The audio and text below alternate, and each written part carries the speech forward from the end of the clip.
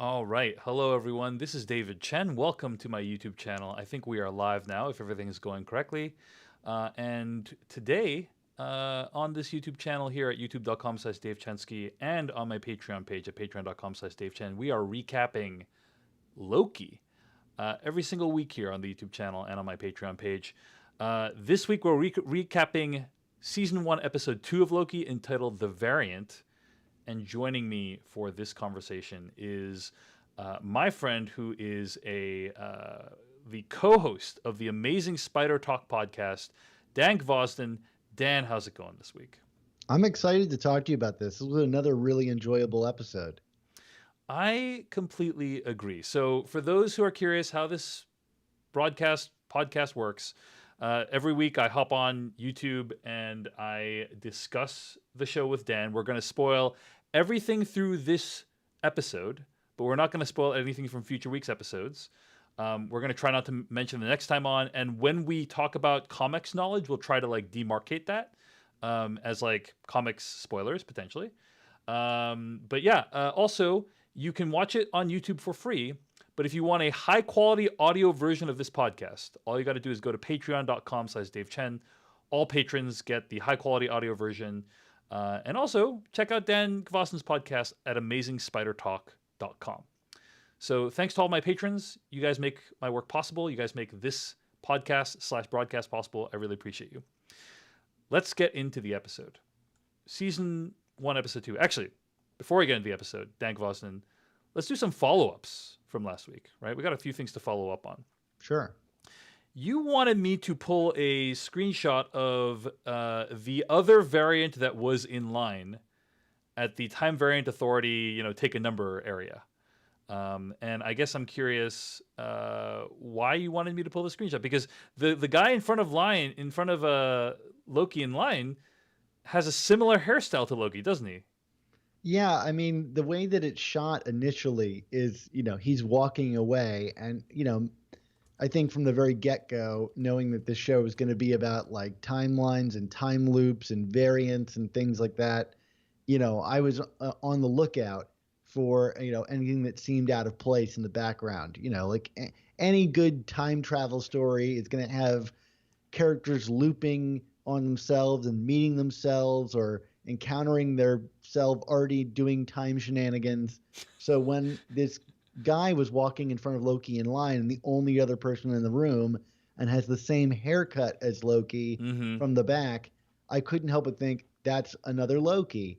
And then of course he turns around and proclaims that his father works at Goldman Sachs or whatever he said and gets eradicated. I deleted my note last week, thinking, well, that just must be it. I don't really know what more to add about it this week, but we did see a number of unique Loki variants this episode, none of whom look like this guy, but all who ranged in, a variety quite widely. And so now I'm thinking back on that and saying, put a pin in it. Maybe we have been inundated with alternate Lokis all along that we're just not noticing, or that was the most obvious one. Did you have a similar experience when you saw the back of that guy's head? Yeah, I mean, he was so different in his face and body type looks so different that it's oh, I don't think that's actually Loki, but the haircut looks very similar. And as we found out this week, obviously, the Loki variants don't need to share the same body type. So it's possible that it's another variant of Loki. I don't have a strong opinion on it, but it is worth mentioning. I did see a lot of chatter online about it. Yeah. And also, we should point out we're going to spoil everything through episode 2 of Loki, and I do want to acknowledge right at the top, Dan Gvozden, I think you called it, didn't you? You called it, man. You got it. The female Loki thing? You said it would be a female Loki, and in fact, a female Loki was revealed this week. Yeah, I mean, I feel good about that. I don't feel like it was a huge stretch to get there, but especially considering we didn't see the face and all that stuff. I'm still holding on to my Kang theory. That's my Babe Ruth moment. Yeah. Okay. What is the Kang theory for those who are tuning in just this week? Yeah, my Kang theory is that there's a time traveling character, villain named Kang, who we know is going to appear in Ant-Man and the Wasp: Quantumania. Yeah. And I think that the timekeepers in some way are associated with Kang, whether they've been replaced by Kang, murdered by Kang, they Mm. are Kang. I think there is something going on behind the scenes involving Kang in this show to set up the Ant-Man thing and potentially multiverse and time travel shenanigans in the future. And the key like clue that I had for that is the character of Ravana, the Mobius's boss, Yeah. who in the comics is nothing like this character, but her kind of key attribute is that she is like kind of like Kang's love interest before she gets killed in the comics, but she's not really associated with any other character other than Kang. And this episode makes me feel even more confident about that, but we can talk about that later. All right. That's exciting, Dan. Looking forward to seeing whether or not you turn out to be right. Uh, I had one other comment I wanted to just mention about last week's podcast episode before we get into this week's, which is this comment from a commenter named Global Cop on my YouTube channel. Global Cop writes, quote, "This first episode of Loki seems to have completely destroyed all of the MCU. So everything that happened since Iron Man was predestined because three lizard aliens and their unelected, undemocratic, fascistic bureaucracy deem it so? Oh boy, but wasn't it cute and funny? And such great set design. Meanwhile, the writers are destroying the MCU. Are they even aware of what they're doing?" I'm curious what you thought of this. I mean, on the one hand, the MCU is not a sacred thing in my opinion. So if writers want to like mess around with it, it's not the biggest deal in my opinion. But I understand the sentiment behind this because, uh, you know, in some ways, what this show Loki is saying is that the events of this show are in some way more important than or take precedence over some of the other, as you put it, time shenanigans that happen in the rest of the series, in the rest of the MCU. I think they are to some degree destroying the MCU. They are to some degree like saying this is the thing that's more important. But I actually welcome that, because I think in order for a series like this that has spanned dozens of movies and billions of dollars to like grow and do interesting things, forget the past, kill it if you have to. You know what I'm saying? What do you think, Dan Gvozden?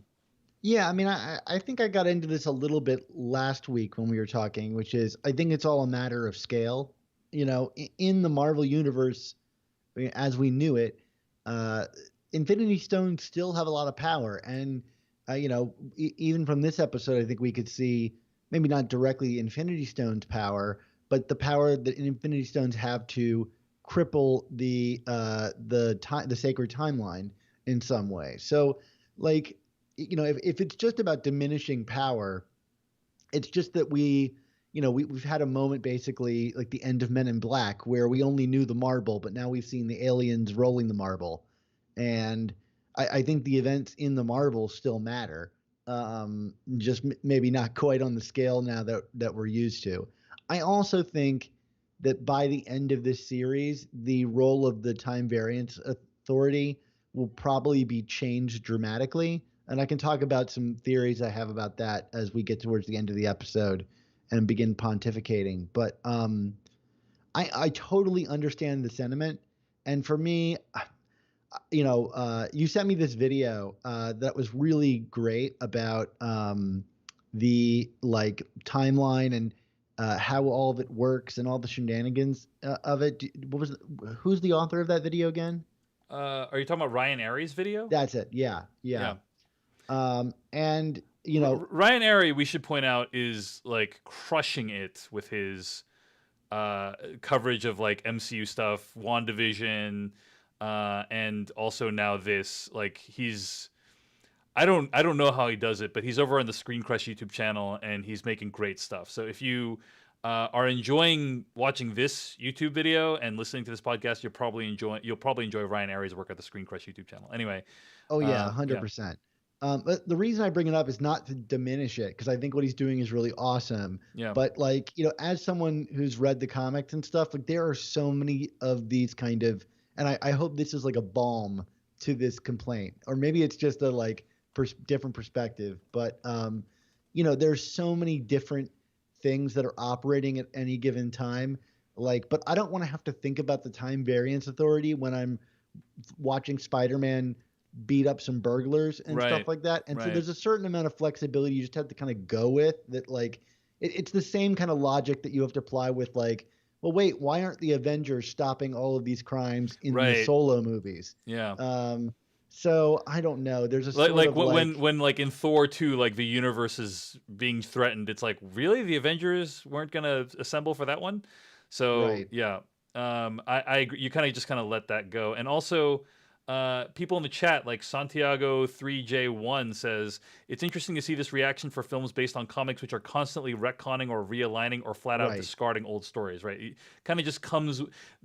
We are seeing comic books being translated to the big and small screen, and there are awkward and weird things that happen when that occurs, right? And one of them is like vast swaths of what you've seen before is invalidated or recontextualized, and it just comes with the territory, I think. But I do like empathize with the comment. I do think it's worth acknowledging that perspective. So A yeah, 100%, because yeah, you could see the slippery slope of this, yeah, which is, before long nothing matters anymore. right. But I think, And arguably, that, we are there to some degree already. You know what I mean? So, yeah, kind but of. But I think that they're already busy establishing new rules and adhering to them, and I don't think any of it,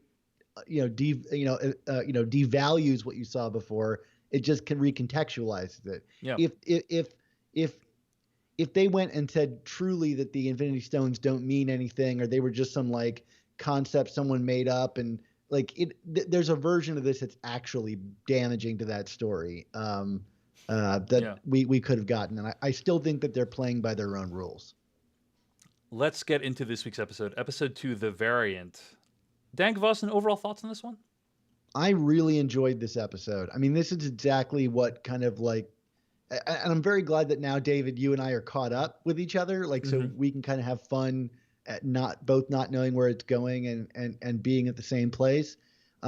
What I liked about this episode is it's kind of exactly what you want in terms of like the structure of, a standard story. As weird as this is, it's still following a pretty logical structure, which is first episode, you establish the rules. Second episode, you destroy that world and throw everything into chaos. And by the end of this episode, everything we thought we had just had a hold of is Right. now completely jumbled. And that's really exciting because those rules are there, and how to play the game. But now we're entering a whole new world, and we're off on our adventure. And this truly felt like the pulling the trigger episode that's going to kick everything into high gear. I agree. I think there's a. This episode was really, really enjoyable. I was thinking about it too, Dan. Like, it feels like there wasn't that many scenes in the episode overall, right? It feels like there was kind of these like long, protracted sequences in these locations, many of which felt like almost play-like. You're seeing Mobius and Loki kind of just interact at length, doing research in the library, philosophizing, thinking, and that's really refreshing. When you watch an MCU movie, it was like the Russo brothers that broke it down one time. They're like, okay, the movie's like 140 minutes and there's like 15 characters. So like on average, each character gets, 9 minutes of screen time or whatever. And that's, Yeah. but then like you also need like 35 minutes of action. So in fact, each character actually gets, this minute. And it's like, we rarely get to see them just just hang out, think, reflect. And I really appreciate that these shows have given us the opportunity to do that. And I don't know if I'm exaggerating when I say that like it's possible Loki the show may like change how I think about the world. Like Owen Wilson at one point drops this line this week of like, if you try to explain how any of us got here, eventually it sounds ridiculous. And Right. I was like, well, that's not true, Owen Wilson. Like I, came from like a group of amino acids in an ocean, like, and it's like, wait a second, yeah, he's right, and I'm like, wow, and I just was like, I think the show is occasionally quite profound, is what I'm saying, and maybe I, it's I, I agree. I maybe mean, people think it's like philosophy, maybe people like think it's philosophy 101 or whatever, but for me, I'm like, I'm watching it and I'm rethinking about my life in a different way, which I've never done with an MCU show before. So anyway, I'm into it. I'm into it still. I'm already seeing like the religious critique and all of these things, and that's really exciting. But I also think like Loki, the character, works better in this format. I mean, I think he was a great movie character, but seeing him like long form trying to pull these tricks and stuff, and then kind of get like it all turned around on him is really exciting. And that's what I think the writing between him and Mobius is some of the best writing we've seen in the MCU. Like these two are perfect foils for each other because Loki's always scheming and trying to get one over on him, and Mobius knows all of his tricks and is like a very firm kind of guy and likely is pulling his own kind of manipulation. Yeah. It's like this perfect match of these two wits, and it's really enjoyable. Even if they're not even actively going at each other, just in verbal sparring, it's just exciting. Yeah, overall, I really like the episode. Hamstrung in the chat says, whenever Loki and Owen Wilson shoot the shit, it's gold. I completely agree. Kinchlow says, love the Mobius Loki time travel talks. Reminded me of the Looper diner scene. Love hanging out with these characters. Santiago SJ1 says, Michael Waldron, one of the people behind the show, has cited Before Sunrise as an inspiration. It's cool to see that in a Marvel show. Also, I believe like Seven has been cited as an inspiration, or Zodiac, David Fincher's movies, and we definitely see that in this episode as well. So there's a needle drop from Seven in this episode. Yeah, I know it's wild. I never thought I'd see a Seven needle drop in this episode. Okay, anyway. I mean, just for one last thing and overall thoughts, I think the music in this show continues to remain like top of the game, whether it's the soundtrack or the composition. Like all of it is wonderful to hear and keeps it exciting and moving hard. And the production design is really exciting. Like there's an elevator shot where they're descending like what must be a hotel or something from like Dubai. I don't even know what the heck it is. It's like so amazing to look at and just immediately transports you to another world.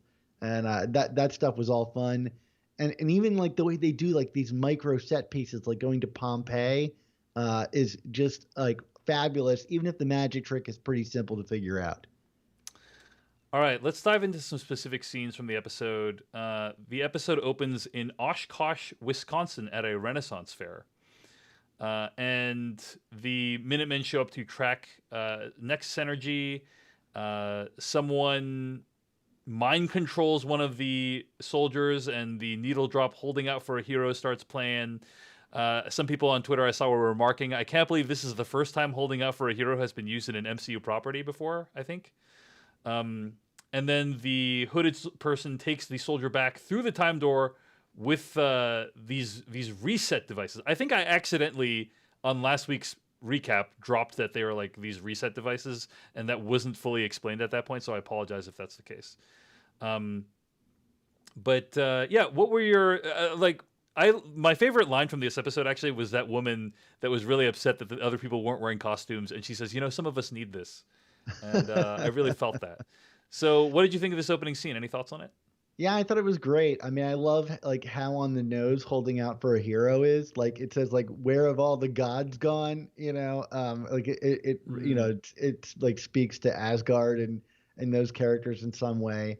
This is a fun kind of cold open. I'll point out that Oshkosh, Wisconsin seems like a really random place, but it's also the birthplace of a character named Kazar in the comics, who's like a cosmic Marvel hero. I don't know if it was intentional, although Oshkosh seems like a real random plucking. So right. I don't think there's anything there, but I just wanted to point it out. My big thing, and this might be my one real complaint with the world building of the TVA, is that, and I know they make jokes about it in this episode, like hold on to your time collar. But like, man, this technology is so advanced. It should be way harder for people to steal this, Like they just seem like normal people, like normal cops walking around, but they have like world and timeline altering devices on them. There should be like really biometrics on this thing, or like maybe consider a face ID or touch ID. You know what I mean? Like if you want to prevent a catastrophic time travel event, having some Face ID. But again, we've seen the TVA's technology, Dan. It's very old. So Yeah, it's true. I mean, they've got a lot of analog stuff. It's just amazing that this hasn't happened over and over and over again um, with these people. Maybe it has. We haven't found it out yet. we then see Loki and Miss Minutes back at the office. You wanted me to pull this screenshot of this jet ski that Loki's looking at in a magazine. So, what is the significance of this in your opinion? Obviously, Mobius gives a speech about why jet skis are perfect and beautiful later on in the episode. Yeah, I do want to talk about that. I did want to point out on the Jet Ski magazine, it does say it's volume 26, number 4.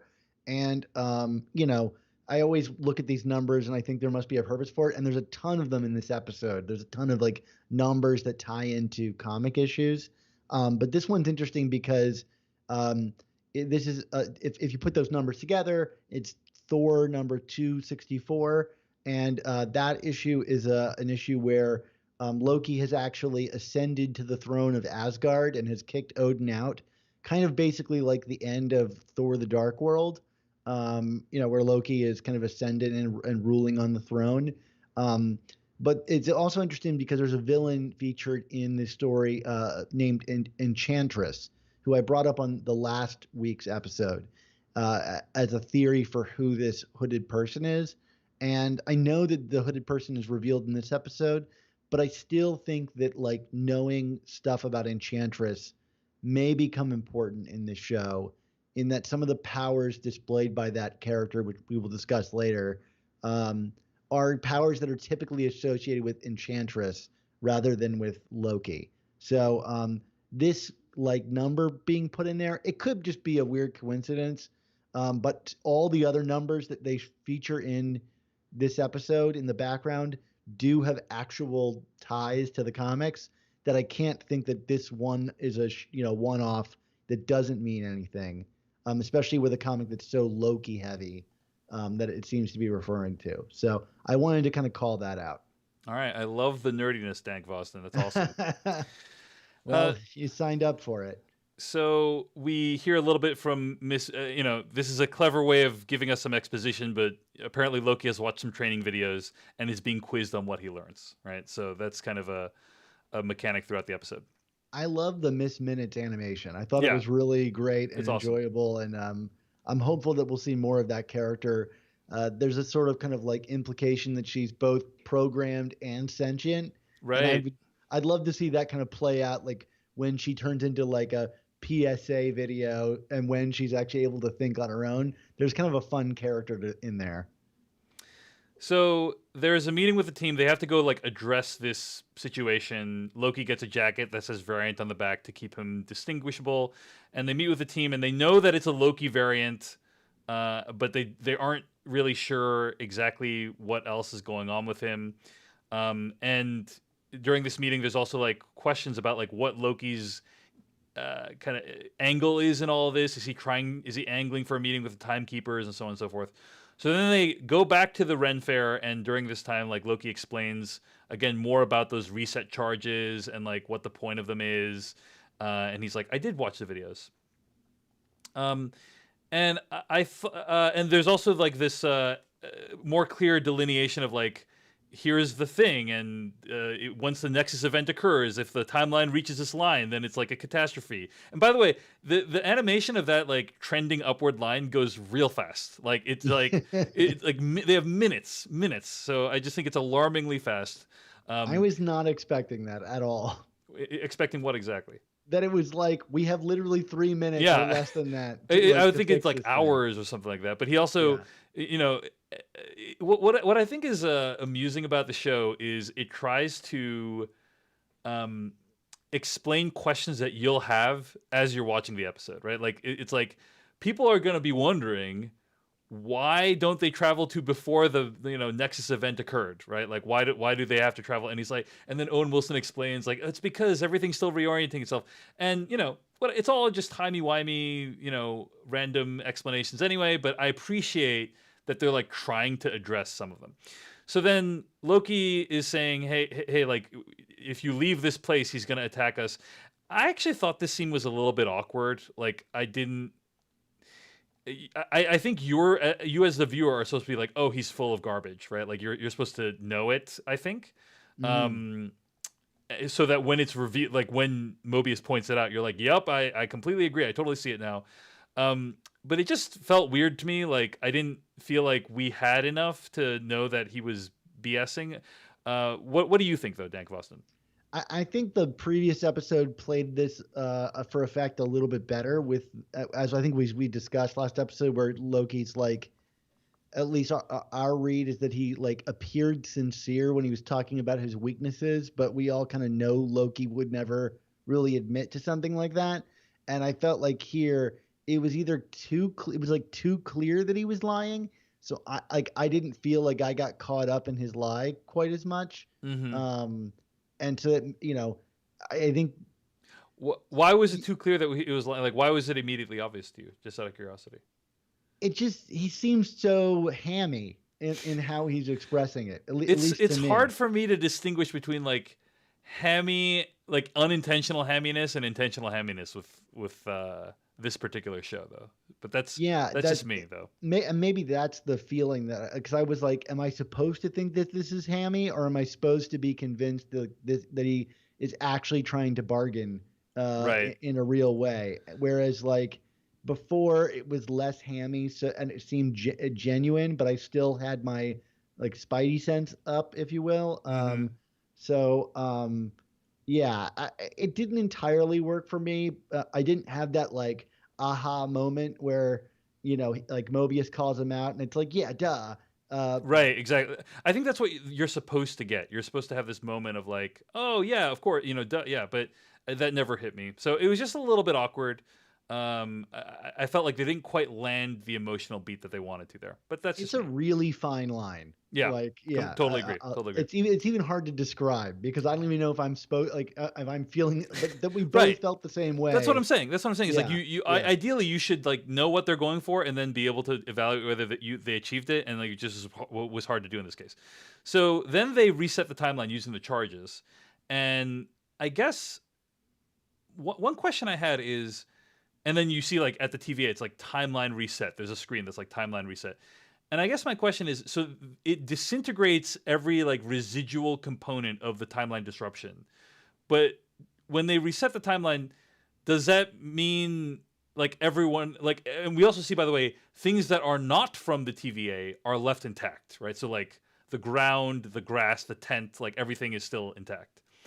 But does it then reset it by like disintegrating it like up until the point of the Nexus event? You know what I'm saying? Like here's my question: the woman that saw all the time variant authority people, and she's like, "Some of us need this." After the reset charges deployed, is that woman still there? B, does she remember seeing those people? Do you know what I'm saying? I'm very unclear on this, like, Okay, because the reset charges seem like they reset if from you that want to do point it forward, right? It seems right, like they they would reset. like Yeah. be mini time travel devices, but for like the whole universe. What do you mean by that? Like they in exploding or whatever, they would basically like rewind the whole universe back to the moment of the divergence. Yeah, but so that's what I thought as well. But the way it's depicted is not like rewinding anything. It's just like No. disintegrating things, right? So if you have an opinion on that in the chat room, feel free to let us know. But like I am kind of curious, like how exactly, like the mechanics of how they work. Um, Papaya Cat Productions in the chat says, "Yeah, that time gets disintegrated. It has to." I guess if that's what they're trying to communicate, I question like the visual language that the show used. But whatever. Maybe it's I would further question that because of the ending of the show where these devices are utilized to drop into all these places. So, but then it triggers all this chaos. So like if it's just disintegrating it, why would that cause like a splintering of the entire timeline? right. Because well, yeah. Anyway, also Papaya Cat Productions says, I think it's just depicted poorly, and I think, yeah, my feeling is Dan Gvozden 20 minutes into the next episode, we're going to be all clear on this. Yeah, well, we're Matt going to get a Basil Satulo says, I exposition feel like scene. they erase the memories and the actions of whatever affects it. Hamstrung says, I think the branch timeline gets destroyed completely. Also, Cameron Cavender says, seems to me that the entire timeline is physically and temporally disintegrated. We just didn't see it complete. And Gary Yarbrough says, I thought it destroys the variant timeline. See, I thought it destroyed the variant timeline as well. But the thing is, we don't see everything disintegrate, right? We only see the stuff from the TVA disintegrate. Do you know what I'm saying? Yeah, Like, it's like they were just wiped away. it was like yeah. It wasn't like it's blowing up and everything is like literally gone. It was so anyway. I think clearly there is a divergence of there is a nexus event happening in the comments right now about what these charges actually do. But I think like 20 minutes in the next episode we're going to find out. So okay. So then we go back to the TVA. They reset the timeline. We go back to the TVA, and then Mobius and Ravonna Renslayer meet, and she's like, "You shouldn't be using Loki in this way. It's super risky." Blah blah blah. And also, you wanted to point out that there is a Franklin D. Roosevelt pen that is in this office. The Ravonna has trophies from all of Mobius' previous cases, and I'm curious, like, why did you want to point out this pen, Dan? Yeah, well, I mean, there's a lot of like funky things going on in this scene that I want to point out, but the pen is really kind of like paramount. So she's got all these trophies around that she says are from like previous cases or timelines that Mobius has been to and has completed his mission or whatever. And she gives him this pen to sign these documents, and they are very sure to rotate the pen and show us that it says Franklin D. Roosevelt High School on it. And Mobius says, well, I don't remember this one. It must be that other agent you've got running around. Which clearly suggests she has someone else working for her, or she's involved in other time/timeline activities that are going on. So put a pin in that, which goes towards my theory of Kang. Or I'll say, I mentioned this in the previous episode, in the comics, there are multiple Mobius and Mobiuses. Sometimes the entire TVA is made up of Mobius himself, or everybody looks like him. And the TVA in the comics is also comprised of people who are clones, to kind of keep it simple and not have to pull people who have experienced the world into it. And we're beginning to see some of the limitations of what the characters in the TVA know, whether it's they don't know about fish or Mobius never gets to go jet ski. I think that it could be possible there's another Mobius running around that she's working with to suggest like this lack of free will, or that in no way is Mobius an individual of some kind. But to the name Franklin D. Roosevelt High School, there's no like connection to Franklin D. Roosevelt High School in the comics. So if this is like some kind of, like comics nod, I don't know what it is. There are people that are theorizing that there's a character named the Molecule Man, who is very much involved in like Secret Wars and dimensional activities, who in the comics went to high school in Brooklyn, where Franklin D. Roosevelt High School is located. So people are thinking maybe this is a nod to him, but I think it just seems so indirect that it'll likely be something that comes up on the show later. But it was weird that they very much signaled to us, look at this pen. It's going to be important. I'll note that one of the like trophies is like a helmet on her wall that has like the number 24 on it, and it's in reference to the issue that Ravonna first shows up in the comics. But the bigger thing is, I think Ravonna, Mobius says he's never met the timekeepers in this scene, and she says, oh, well, they're very involved in this case. They're taking a special interest in what you're doing. And I think it's complete BS. I think there's a lot of like gaslighting going on here. Did you read it in any similar way, David? I think that's probably right. Yeah. Um, what I think is probably clear, abundantly clear, is that we don't have the full story on the timekeepers, right? Like, Yeah. there's some stuff going on with the timekeepers. We're gonna find out, and yeah. So fully in agreement with on you there. And damn, Dan, you're always so good at catching those like little references. I'm continually impressed by that. So It's a lifetime of wasted information that's finally getting put to use. it's a blessing and a curse. Yes. So we got more, a lot of conversation between Mobius and Loki. There's basically like this large interaction between Mobius and Loki. They go back to Pompeii, and then the final set piece of the episode. So I don't know that we need to like recap every single beat of the Mobius Loki interactions, Sure. but let's talk about some of the things that stick out to us.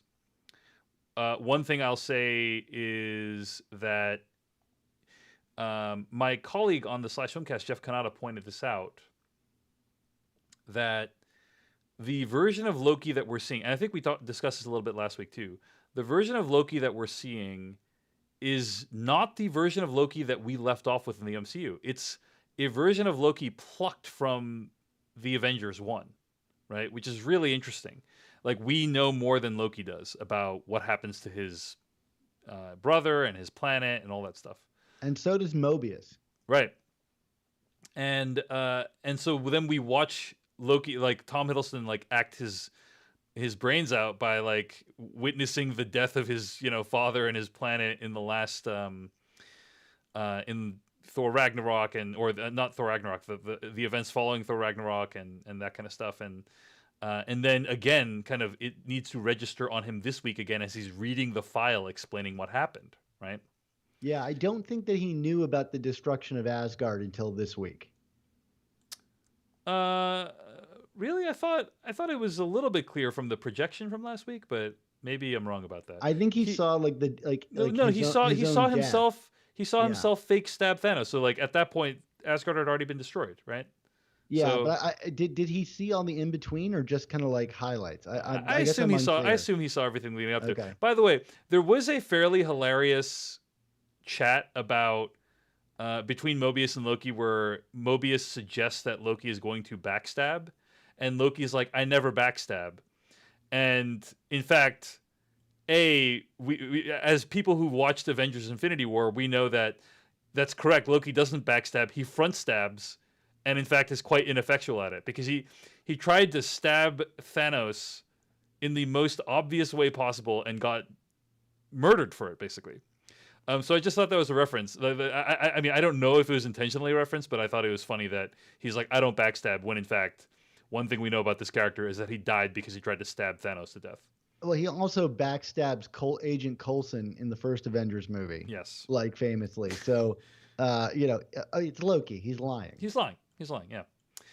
Okay, so there's that. There is this wonderful sequence at Pompeii, which I just thought was, the conception and execution of it was amazing.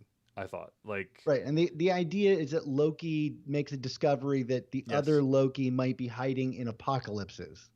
apocalypses, which is like, which the show later defines as like a natural occurring mass casualty event, right? I love the explanation with the salad. I thought that was wonderful. It was very good. Yeah. What a great way to set that up. That's better. That's the best version of drawing lines on a chalkboard that I've ever seen. But I just love the Pompeii sequence, and just how Loki is so goofy and screaming at everyone that's going to die, and then you actually see the volcano eruption like in the background, like rapidly approaching the camera before it cuts away. Just really, really, chef's kiss, really well done. There's also, we talked about references to Seven. There is many library scenes in this episode, and they're playing Bach's Air in G, which is a thing that happens in David Fincher's Seven, where he's in a library. Morgan Freeman's character is in a library researching a killer, and Bach's Air in G plays, except it's a orchestral version in Seven, and in this one it sounds like a kind of elevator muzak version. So I thought that was like a pretty strong shout out to Seven, which I loved. You wanted to talk briefly about this jet ski scene. Yeah, sure. I mean, I think there's a lot with this ski scene. Yeah. Um, so much of this show I think has really been about free will. Like, is there free will if everything is predetermined? And I think for Mobius, you know, um, he's never gotten to ride a jet ski, and he says like, how much he believes in the TVA, like, and that it has given him glorious purpose. And I expect that as the show goes on, we're going to see Mobius kind of question some of these things. I think Mm-hmm. especially as we learn what's going on with the timekeepers. And the jet ski is kind of like the symbol of him like reaching for free will, but never really achieving it. And I think this character's in for like a lot of changes and questions about like his own life coming up ahead. Again, I know nothing, but this whole conversation to me is like Loki, like both of them pushing back on their idea of free will against each other. And I think both characters are kind of set to uh, like reevaluate how they feel about these things by the end of the show. That's fascinating. I had the complete opposite reaction to it, which is that to me, this feels like Owen Wilson's character is basically saying we all have no idea where we're from.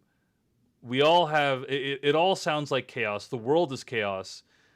Within that, we are extremely lucky if we can carve out a small section of this world to call our own, or a small like area or niche to call our own. And I am one of the lucky people to have found it. My expectations for life are very low and very modest, but I have achieved them, and this is what I'm going to be doing. Now, I think you are right that like things of the TVA will be unmasked, and the timekeepers and stuff like that. But I don't think it's going to affect him that much. Is my guess. Like I think he's like, well, what like he's already said in this episode, he's like, maybe the timekeepers exist, but I think if they didn't, he would be like, whatever. Like that's kind of my sense of what Mobius and Owen Wilson would say in that situation. you know, um, and also prediction, Dan. I'm gonna get in the prediction game too. All right, all right. I think by the end of the show, we're gonna see Owen Wilson on a jet ski. I think that's a very logical prediction. But Or that's what or I'm or saying is alternatively, we're gonna see him die and lament never having been on a jet ski. okay, okay. It's one or the other. That's my guess. He's So, just inches away from getting on a jet ski, and a stingray just gets him. yep, I know Yeah. it's gonna really suck. So, I don't know. I just think like his whole proclamation about his glorious purpose and it's real because I believe it's real is like a setup for that to suddenly not be real, interesting. and for him to lose his glorious purpose. I think it's a setup for like Owen Wilson is gonna stay stable for the whole episode, for the whole series, and like Loki is going to realize like there's some gift in this kind of constancy and acceptance, this radical acceptance that Mobius has. So we will see which one of us is right, Dan Gvozden. We'll For see which one of sure. us is right. Before we get to the last scene, I just want to remind folks that if you want the high quality audio version of this podcast, you can get it by going to patreon.com/Dave Chen. Check out Dan Gvozden's podcast at amazingspidertalk.com. So the other thing that happens is they figure out like if this guy, they confirm or they believe that this guy's hiding out in apocalypses. And then he's like, we have a second variable, this kablooey gum, which is like standard algebra, Dan Gvozden, right? When you have two variables, you can solve for the third. Yeah, I thought this was a little silly. Like the kablooey thing is like so idiosyncratic. If there was, they seem to solve this off screen without really like showing us the context of kablooey or why it needed to be such a strange thing. Mm-hmm. Maybe it needed to be so idiosyncratic so that you could specifically identify where in the timeline it is. But like, is this gum just like a very like specific item? Like, wouldn't a gum like this be mass shipped across like all the timelines? And they kind of undermine this by suggesting that there's like a ton of climate disaster of 2048, Krakatoa erupting. I guess I didn't really understand how the math worked to get them specifically to this thing, and utilizing this kind of silly gum seemed like such a strange stretch. It worked At for least me. to me. It worked. It Yeah. worked for me because it's Okay. like they're looking for a very specific set of circumstances. A place that has this gum that also where a ton of people died due to a naturally occurring event, and there were no survivors. And it's like I could believe that there's only one of those, but maybe you can't, and that's okay. It's just a problem with me. So then they go to this place in Alabama, Haven Hills, Alabama. Is that where it is, right? Yeah. And I guess it's kind of like a Walmart or Costco type store, right? Yeah, Rock's Cart, which in the Marvel Comics universe, and I believe we've seen it in like the Iron Man movies, Roxxon is like a major kind of evil oil conglomerate that often is, home to supervillains or evil activities around the world. And it most recently was like run by a guy that could turn into a giant minotaur in the Thor comics. It's, weird comic stuff. But Gotcha. Roxxon is just a major player in the Marvel universe. Got it. So in your opinion, it's like a direct reference to that, basically. Oh, Yeah. absolutely. Yeah. Yeah. Uh, Otherwise, some of the locations of these places can get kind of random, but that's okay. That's okay. So they go to this place. They kind of split up, which is obviously the best thing you can do when you're trying to find a killer. And then the variant starts possessing different bodies of people, right? He's passing from person to person, and essentially Loki meets the variant and has a conversation with him, and the variant is like, Loki makes him a pitch, right? Or Loki makes the variant a pitch. He's like, come with me.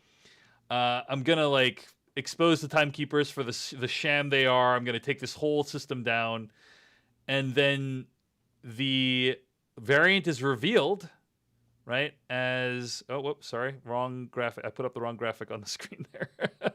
Nope, that's also the wrong graphic. Man, I'm doing this. Okay, there it is. Yes, I got it right. The variant is revealed, and it's what looks like a female version of Loki, right?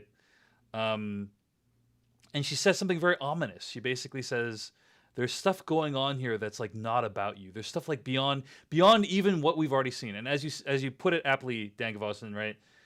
The whole first two episodes have set up the rules of the Time Variant Authority and all this stuff like that.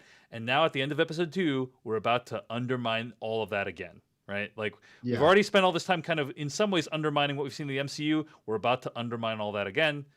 And I'm excited for it. I thought the fight scene was like a little bit hokey. Could have done without. Didn't really need it. Not Yeah. the best choreographed moment, but I like the whole like Fallen thing. Have you seen the movie Fallen? Is this a Denzel Washington movie? Yes, yes. Matthew Satullo says it reminded me of The Fallen or The Outsider, how she jumped bodies. Yeah, Right? in Fallen, there's like a fallen angel that like is tormenting Denzel Washington, and they just keep touching each other and passing from body to body. I thought that was really kind of a cool twist on this, especially with the ultimate reveal.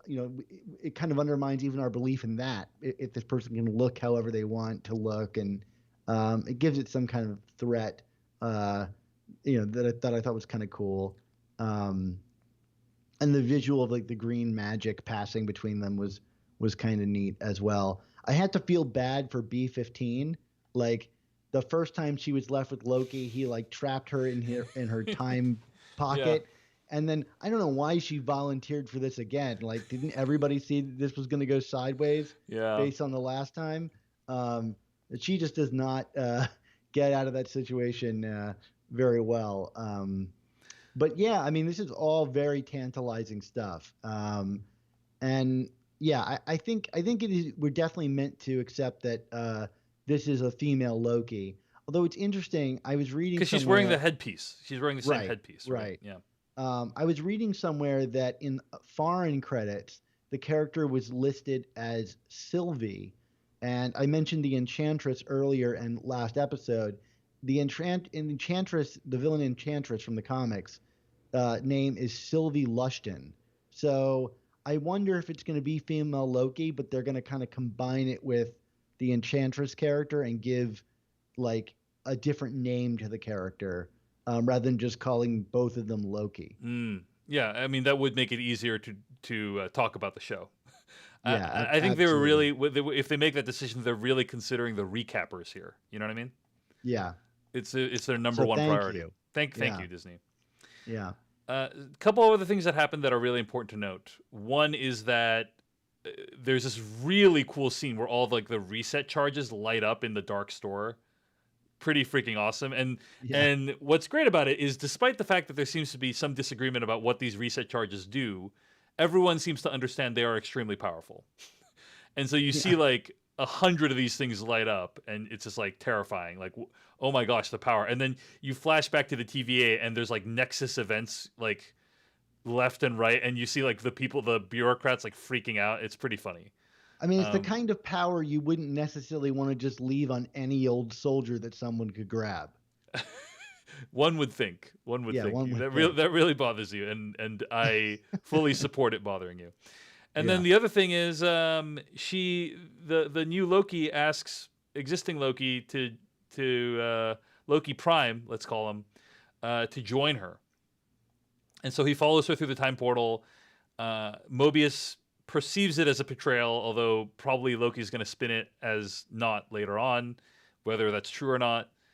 But yeah, he follows her through the portal, and then that's the last we see of him. So it's a logical thing. Like, if I was in Loki's situation, I would have followed her because you might as well take your chances, right? Because Right. he's basically in custody at the TVA, right? So, Yeah, and um, Mobius has outright threatened to just erase him, both to Loki and to Ravana. So, I don't think he doesn't have as much of a lifespan to gamble with anyway. So might yeah, might as well go for it. Um, I wanted to talk yeah. briefly about Lady Loki's plans, like Give us what we some know of it so far. closing thoughts here on Lady Loki, Dan Gvozden. Yeah, so it seems to me, and we've been talking about this, that the show is about free will and Loki's quest for it in some way. And I assume that that's what Lady Loki is after too, just on a kind of grander scale. We're told by this one Minuteman soldier that's kind of freaking out with Mobius while all this is going on, that Lady Loki knows where the timekeepers are. You're And talking. Wait, are you talking about the one that was possessed? yes, yeah, Right, because in the first scene of this episode, he kidnaps a timekeeper, and then we see them later. Right, who's right. like, she's clearly been scarred by the experience. Right. And so she says like she knows where they are, that she knows where the timekeepers are, um, which suggests that the timekeepers are not where we expect them to be, which is interesting.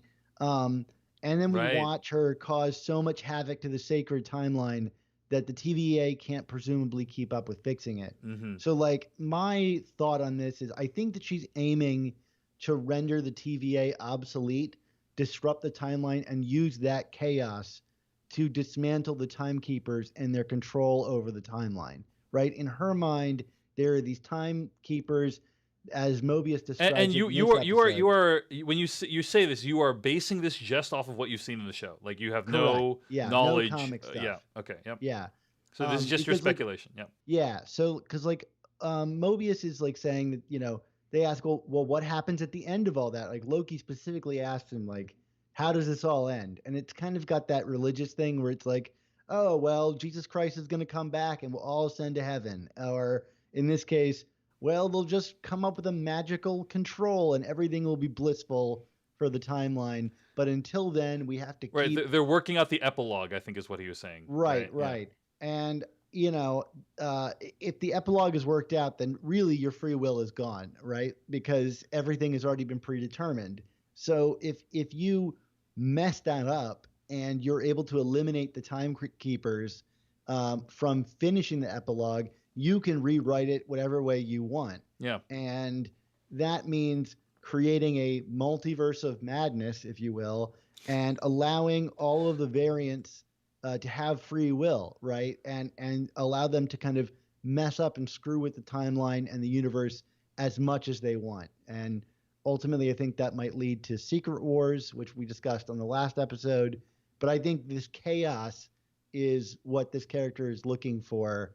And they even use the word chaos in this episode to describe, the way that things are, without the timekeepers. So I think that's where we're headed. Is if we can get rid of the timekeepers, we can become time variants with no control around us. You calling your shots, Dan Gvozden. Female Loki, Kang the Conqueror, and now how the series is going to end, or at least season 1. I admire the boldness, and we will see if you're right. Matthew Satulo in the chat says, this whole show is a metaphor to the MCU writers wanting to rewrite the course of the universe and doing the work to get there. In the end, we will have X-Men, Fantastic Four, Blade, etc. coexisting in this timeline, presumably. Interesting theory. And I think that the groundwork... I mean, so far... this is my favorite one of these things by far, that we've watched between WandaVision, Falcon and Winter Soldier and this, right? Like, this is the most interesting, the best executed in my opinion. So they've earned a lot of credit these first couple episodes, and we'll see how they spend it. I'm just amazed at like how far we've come already. Yes, yes. I feel very oriented to some regard in a completely new world, and that feels great. Yeah. Langley M. Neely says, did you guys notice the discontinued real-life beverage in each episode? Last week was Justice Cola. This week was Boku. You remember Boku? The drink Boku, Dan Gvozden? From the 90s? Yeah, I have a faint memory of it. Incredible. Yeah. Lovely little touch there. Anyway. Well, what are we calling next? Is Surge going to show up next? I hope so. The next episode? Yeah. Surge is a favorite of mine. Maybe they're gonna pop a Zima. You know what I mean? Do they still sell Zimas? Is it Blue Pepsi Blue? New Coke. Yeah. Anyway, we'll go down that road. Now we're going to speculate on beverages. That'll be our next segment. Timothy Mabley says, I think I agree with that take. Lady Loki is trying to give everyone the free will that the timekeepers have, hence the free will dialogue, allusions to the devil, this is bigger than you, etc. All right. Timothy Mabley agrees with you, Dan Gvozden. We'll see if all of you are right. It's all about Timothy Mabley. That's all I want. I think we can wrap up right now. I do want to acknowledge that Gavin S. and Taylor G. have signed up to become patrons during this broadcast. So thank you so much. And again, you can get the high-quality audio version of this podcast by going to patreon.com/DaveChen. Check out Dan's work at amazingspidertalk.com. Dan, this has been so much fun. Thanks so much for joining me today. Yeah, it's been a lot of fun. And let me say, Amazing Spider Talk, we are celebrating our 300th episode this week. So I don't know if that sounds like alluring to jump in for 300, but come check out my show if you ever get the chance. I'm going to crack open a Fruitopia and take a listen to Amazing Spider Talk. Thank you all so much for tuning in and watching. If you enjoyed this video, hit like, subscribe, hit notification icon. You'll get notifications whenever I go live and whenever I post a new video. Hope you enjoyed this video, and if you did, share it, again, like it, and thanks for watching. We'll be back next week with a recap of episode 3.